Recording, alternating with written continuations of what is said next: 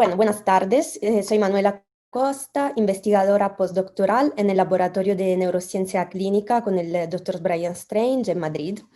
Hoy os voy a hablar de lo que nunca se te olvida, las bases neurocientíficas de la memoria emocional. Empecemos. Sabía ¿Qué tienen en común ir en bici, hablar un idioma, tu último viaje en París, la tabla del 8 y el nombre del presidente de Estados Unidos? Bueno, son todas actividades que implican el sistema de memoria. Pero lo que estaba diciendo es que hoy sabemos que existen diferentes tipos de memoria. Hay memoria declarativa, explícita, pero también memorias no declarativas o implícita. Un ejemplo de memoria declarativa explícita sería la memoria episódica, que representa todo tipo de eventos que están relacionados con tu vida, por ejemplo, tu viaje a París, tu último cumpleaños. Pero también de memoria explícita podría ser también una memoria semántica. Estas son todas las informaciones que tenemos sobre el mundo, por ejemplo, nombre de películas que te gustan o informaciones sobre el presidente de Estados Unidos. Este tipo de memoria implica una parte del cerebro que llamamos lóbulo temporal y en particular una región que se llama hipocampo. Pero también, como os decía, hay algunas actividades que son implícitas, como por ejemplo ir en bici, nadar. Esta la podríamos definir memoria procedimental y implican otro tipo de regiones cerebrales. Son como hábitos y por esto implican una región que es más asociada a los ganglios basales o al estriado. Por terminar, también tenemos una memoria que se llama asociativa, que puede ser tanto emotiva como cognitiva. Hoy nos vamos a focalizar bastante sobre la emotiva y sobre la región asociada a este tipo de memoria. En particular, os voy a hablar bastante de una región que se llama amígdala y que nos permite actuar frente a algún estímulo, sobre todo de tipo adverso, como puede ser una serpiente o un animal que no nos gusta y que activa una respuesta a este tipo de estímulo. Bien, sabemos que el comportamiento está relacionado con el cerebro y que el cerebro tiene diferentes funciones que están divididas por diferentes áreas cerebrales. De manera muy general, podemos dividir el cerebro en lóbulo frontal, temporal, parietal y occipital.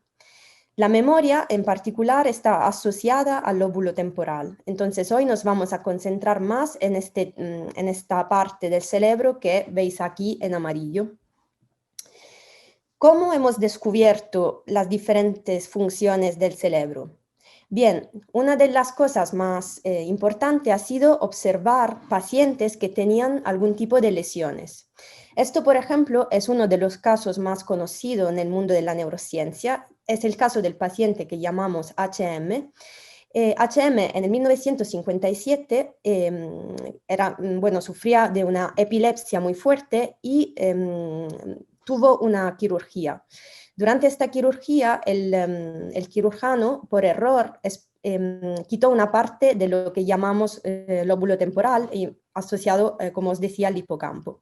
Lo que pasó fue que a partir del día después de la quirugía, HM no podía crear ningún tipo de nuevo recuerdo. Entonces empezó a tener una amnesia anterógrada, se llama, que, como os decía, no le permitía acordarse nada de lo que pasaba.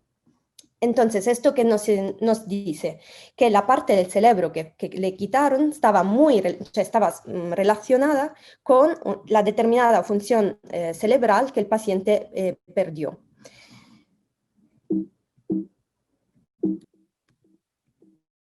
No se puede ir adelante, no sé por qué. Manu, prueba con el ratón, si no. Sí, aquí lo veo. Bien, bueno, ahora os voy a hacer un pequeño experimento, a ver si luego os acordáis de las palabras que os digo. Os voy a leer algunas palabras, no vale apuntarla. Bien, ficción, epílogo, capítulo, autor, homicidio, novela, publicación, biografía, figura. Vale, de momento seguimos.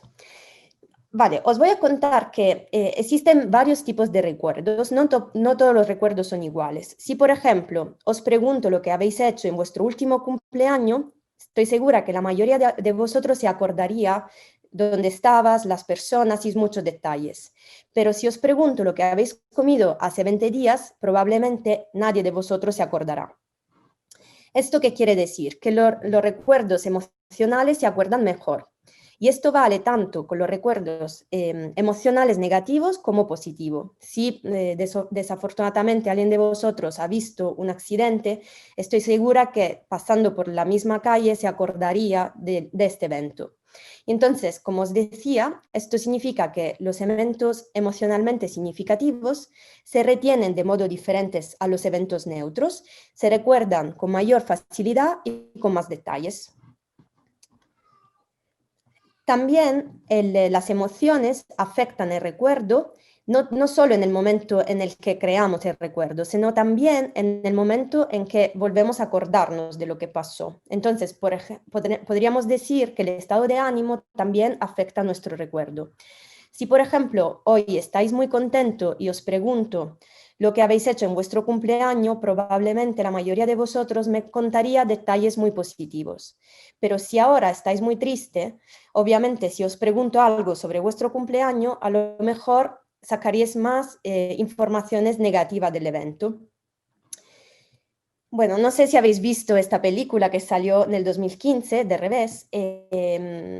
Obviamente es una simplificación de los mecanismos de la memoria y de lo que pasa en el cerebro con las emociones, pero sí es verdad que nos da algunas ideas sobre algunos mecanismos y alguna teoría que son fáciles de comprender.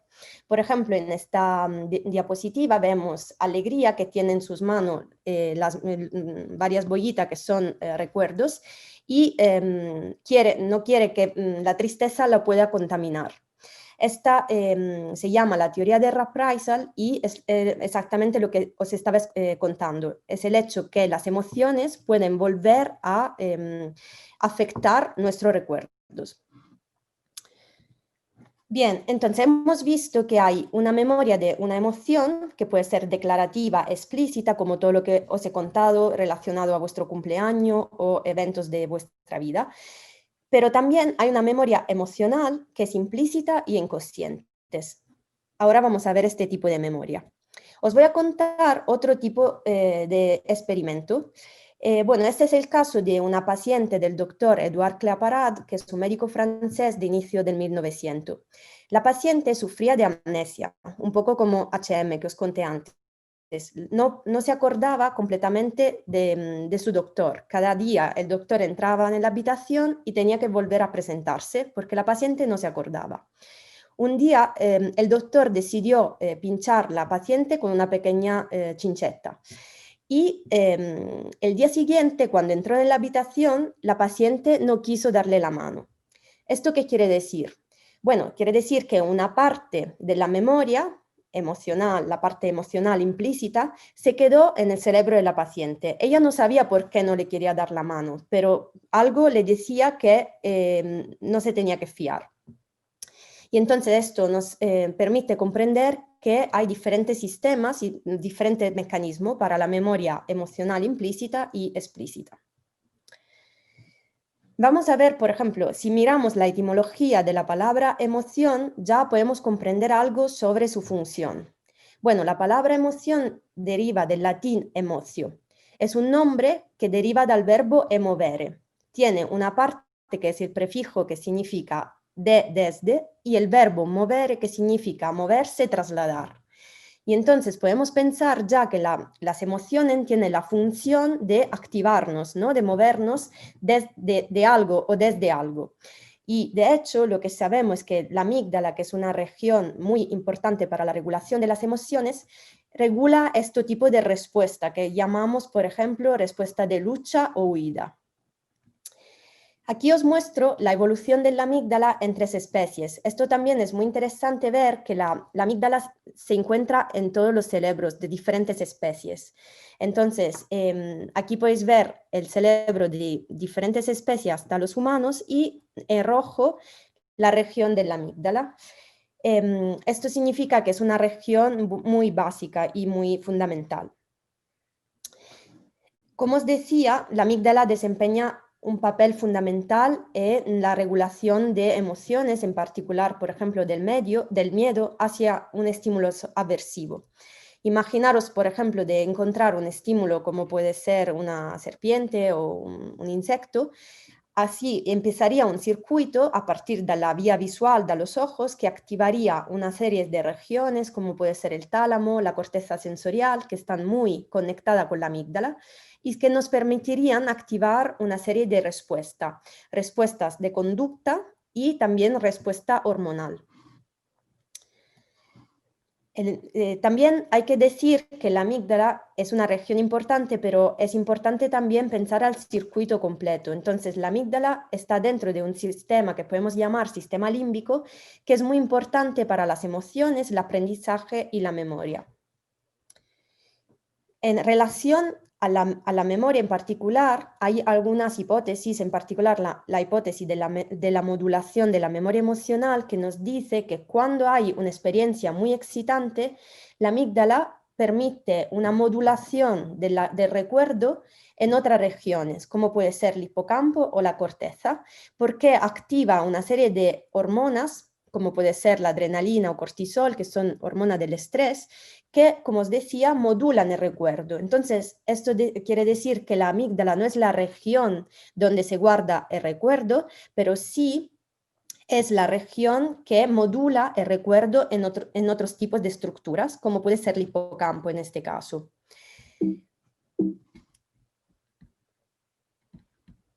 Bien, ahora, ¿cómo se puede estudiar la memoria? Os voy a hablar hoy de una serie de ejemplos y de técnica neurocientífica que obviamente también nos valen para estudiar la memoria emocional. Bueno, pues hablamos de técnicas comportamentales o de lesiones en paciente. También os voy a hablar un poco de resonancia magnética funcional. Y para terminar, os voy a hablar de electrofisiología, que es la técnica de la que me ocupo en mi investigación. Empecemos con los estudios comportamentales y lesiones. ¿De qué palabras te acuerdas?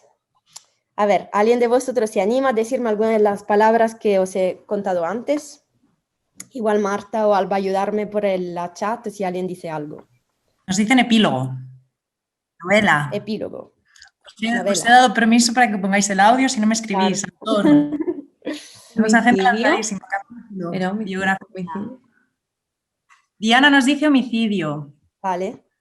Homicidio ha salido otra vez. Autor, homicidio, biografía, autor, ficción. Fíjate. Vale, muy bien, muy bien.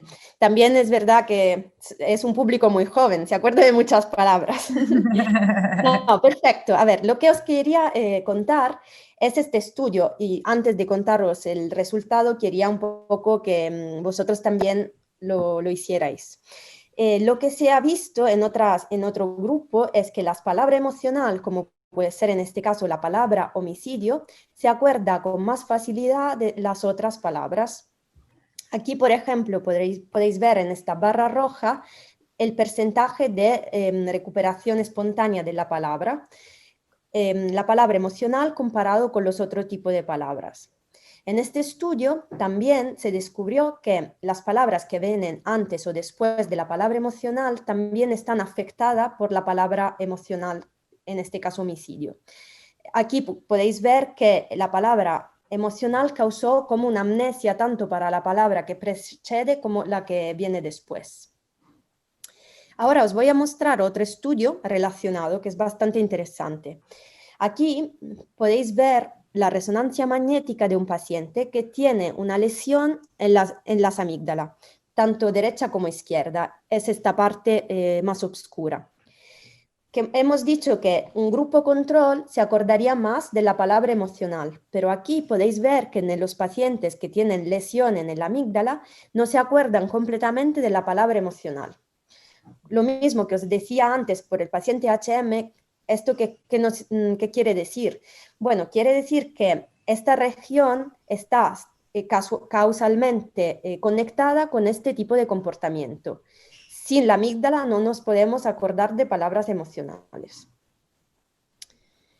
Bien, ahora vamos a hablar un poco de resonancia magnética funcional. Esto porque, como os comentaba antes, no es importante solo un núcleo, sino la interacción entre diferentes estructuras. Y la resonancia magnética funcional exactamente nos permite estudiar estos tipos de circuitos. No sé si alguien de vosotros, por ejemplo, ha tenido que entrar en una resonancia funcional tanto por un experimento o igual por motivos clínicos. Pero bueno, os voy a contar que también en nuestro campo científico lo que hacemos es el participante entra dentro de una resonancia magnética donde presentamos algunos estímulos dependiendo del experimento.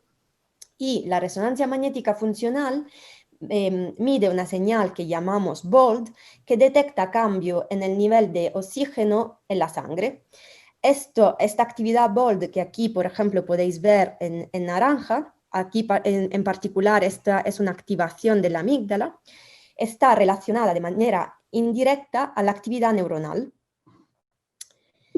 Bueno, ha habido muchos estudios de resonancia magnética. Se han hecho de verdad muchos estudios, pero os voy a contar solo algunos para que podáis familiarizar un poco con la técnica.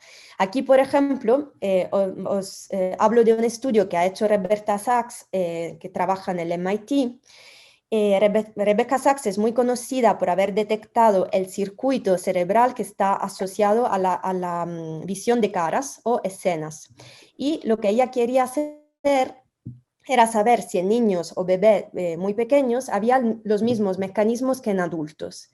Aquí esta es una imagen muy llamativa porque consiguió meterse en la resonancia magnética con su hijo recién nacido. Pero el estudio científico es lo que podéis ver aquí en la parte por debajo, donde se muestra que tanto en los adultos, que podéis ver aquí los cerebros más grandes, como en los bebés, se activaban las mismas regiones, tanto en relación a la cara, que sería la actividad en naranja, así como para las escenas. En este otro estudio es menos evidente igual el resultado aquí, pero lo que os quería comunicar es que también ha habido resultados que muestran una relación entre la amígdala y el hipocampo en relación a la memoria emocional.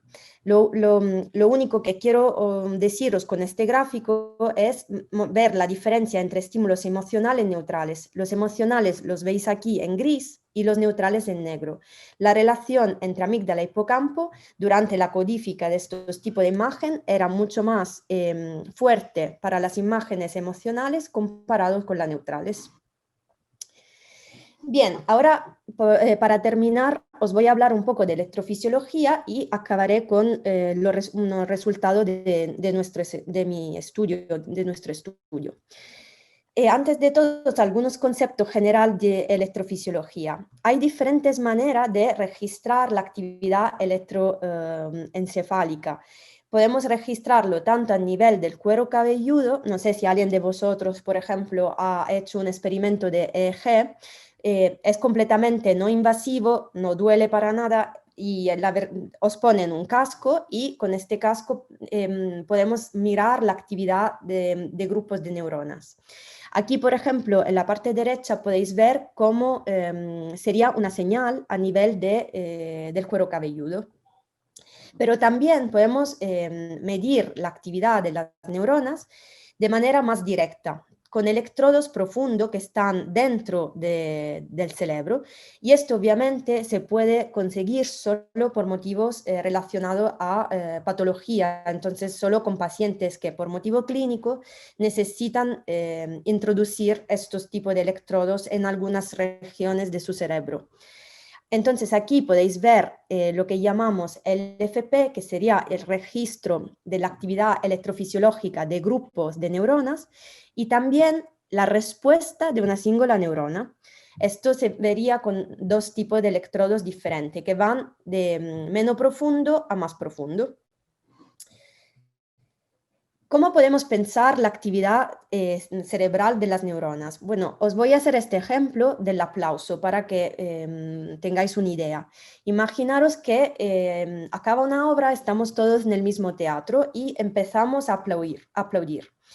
Y hay un micrófono que podría ser lo mismo que los electrodos, que amplifica nuestros aplausos. Seguramente al principio cada uno tendrá su ritmo, pero luego a lo largo del tiempo empezaríamos a aplaudir todos al mismo tiempo. Cada una de estas personas se podría pensar como una neurona o grupos de neuronas. Entonces, lo que podemos estudiar poniendo electrodos, como serían micrófonos, es la actividad, la velocidad y la respuesta de estos grupos de neuronas dependiendo de las regiones y si están en sincronía o no están en sincronía, por ejemplo. Para terminar el estudio que estamos haciendo nosotros, como os decía, este tipo de registros se suelen hacer con pacientes. En nuestro caso en particular, estudiamos pacientes que tienen epilepsia y trabajamos tanto con el Hospital Ruber Internacional de Madrid y también con un hospital en Zúrich. Lo que hacemos es presentar como os decía, el paciente tiene los electrodos por motivos completamente clínicos, pero como tiene que estar 5 días en su habitación por motivos clínicos, le preguntamos si quieren participar en algunos estudios. En concreto, en este estudio que os voy a presentar, mostramos al paciente imágenes que pueden ser o muy negativas o neutrales. Después de 24 horas volvemos a la habitación y le mostramos las mismas imágenes, más algunas nuevas, y le preguntamos si se acuerda o no se acuerda de la imagen. Lo que hacemos es estudiar tanto el comportamiento así como la respuesta cerebral de dos regiones, que son el hipocampo, que aquí podéis ver en azul, y la amígdala, que podéis ver en rojo. También aquí tenéis una representación gráfica de la amígdala con todos los contactos y del hipocampo con todos los contactos. El resultado que tuvimos, bueno, a nivel comportamental, no, imagino que si os acordáis de lo que os he dicho antes, no os parecerá muy novedoso, porque esto efectivamente está en línea con lo que se encontró antes. Los pacientes se acordaban más de las imágenes negativas comparado con las neutras. Pero lo que encontramos y que fue muy interesante fue a nivel de las actividades cerebrales. Lo que os quiero comunicar son diferencias generales. Lo que podemos ver aquí es la actividad neuronal de grupos de neuronas en la amígdala, tanto cuando el paciente se acordaba de imágenes negativas, neutras o no se acordaba. Esto es el tiempo y esta es la frecuencia. Aquí, como os decía, miramos actividad gamma, que son actividades muy rápidas. Y donde veis más amarillo es porque hay más concentración de actividad. Lo importante que hay que comprender de este gráfico es que en la amígdala tenemos un resultado que está asociado a la codifica de imágenes negativas. Podéis ver que el amarillo está solo en esta condición. Sin embargo, en el hipocampo vemos que la actividad está asociada a la codifica tanto de imágenes negativas como neutrales. Y entonces lo que hemos visto también con otro tipo de análisis que no os voy a presentar hoy, es que la amígdala tenía una actividad de modulación sobre la región del hipocampo. Bueno, este resultado también puede ser importante por algunas patologías, como puede ser el trastorno de estrés postraumático, que está caracterizado por una alteración de la memoria emocional. Y se sabe hoy que también está asociado a una alteración del circuito límbico, como os decía, sobre todo de la. Al día de hoy, dependiendo de la gravedad de la patología, también se puede estimular la amígdala. Entonces, es importante que nosotros estudiemos las actividades generales asociadas al mecanismo para también luego ofrecer terapia por tipo de enfermedades como puede ser esta que os acabo de contar. Bien, para concluir, bueno, espero que algunos conceptos se hayan quedado, hayan estado claros, como por ejemplo el hecho que hay diferentes tipos de memoria, que la memoria emocional puede ser tanto implícita como explícita, que las emociones modulan y también pueden llegar a afectar nuestros recuerdos, y que la amígdala desempeña un papel fundamental en modular la memoria emocional en otras regiones como puede ser el hipocampo o la corteza. Si os interesa este tema, también os aconsejo un par de libros que son de natura completamente divulgativa y que son Inteligencia emocional de Daniel Goleman, El cerebro emocional de Ledoux. Ahí podéis leer más informaciones sobre el cerebro y sobre todo la relación entre cerebro y emociones. Y obviamente, bueno, este es el team con lo que trabajo, y el doctor Brian Strange, Alba, Daria, Linda, Diego, Stefan, Marta, Natalia, Marcos, Benia y Marta. Nos podéis contactar, hacer preguntas, también seguirnos en nuestras redes sociales, en Twitter, y obviamente hacernos preguntas tanto ahora al que acabamos la charla o también contactarme por correo en cualquier momento. Y nada, espero que os ha gustado y que no os olvidéis de nosotros. Pues podemos ir dando por concluida la presentación. Manu, si quieres decir algo más. Vale, perfecto. No. Muchas gracias a todos por estar y nada, estamos en contacto.